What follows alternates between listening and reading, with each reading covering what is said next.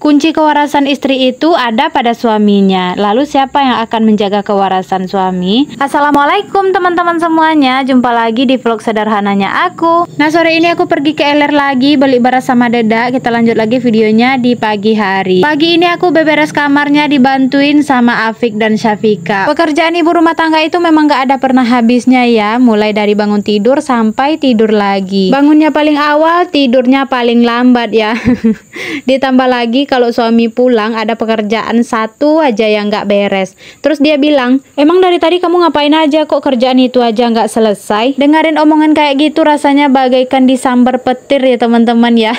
Bikin sakit hati ya. Memang seharian kita di rumah aja, tapi bukan berarti kita nggak kerja ya. Nggak tahu aja gimana capeknya kita ngurusin anak, ngurusin rumah, mana harus masak sebelum dia pulang supaya nanti pas dia pulang bisa langsung makan aja, nggak harus nungguin kita masak dulu. Kalau mau makan, apalagi kalau punya anak kecil yang usianya itu berdekatan, itu rasanya Masya Allah banget ya teman-teman. Dengan segala kesibukan istrinya di rumah, seharusnya suami itu lebih mengerti dengan istrinya dan harus berperilaku baik juga ya. Karena kunci kewarasan seorang istri itu ada pada suaminya. Nah, kalau suaminya itu udah perhatian, udah berperilaku baik, istri mana yang nggak senang ya teman-teman ya. Nah, kalau kunci kewarasan seorang istri itu ada pada suaminya, lalu siapa yang akan menjaga kewarasan suaminya? Udah tentu istrinya yang harus menjaga kewarasan suaminya ya. Kita tidak hanya menuntut tapi juga harus memberi ya. Apalagi dalam urusan yang satu itu. Kalau dia udah minta, kita harus memberi ya. Karena kalau tidak diberi, kalau dia udah minta dan kita harus memberi. Karena kalau tidak bisa bikin dia nggak waras ya. Dan kita harus menyiapkan segala kebutuhannya dia. Sebenarnya kunci agar rumah tangga kita itu bahagia ya, kita harus saling mengerti, saling peduli ya teman-teman ya, saling menghargai. Nah, dengan begitu kita akan tetap waras setiap harinya ya, walaupun kadang badan kita capek dengan segala aktivitas kita di rumah dan suami juga capek dengan pekerjaannya,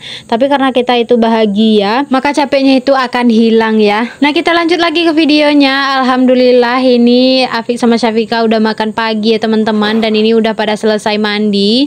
Nah, ini Afik sama Syafika lagi rebutan ayunan ya teman-teman, padahal ada satu lagi ayunannya, tapi si Afik nggak mau pakai ayunan yang itu. Nah, jadi inilah rasanya punya anak yang usianya berdekatan, apa-apa itu jadi rebutan ya. Jadi selisih umur Afik sama Syafika itu nggak sampai 2 tahun ya teman-teman, cuma 22 bulan. Nah, jadi dulu pas Afik umur 13 bulan aku tuh kebobolan ya teman-teman, nggak tahu kalau aku itu lagi hamil Syafika. Itu taunya udah sekitar 3 bulanan.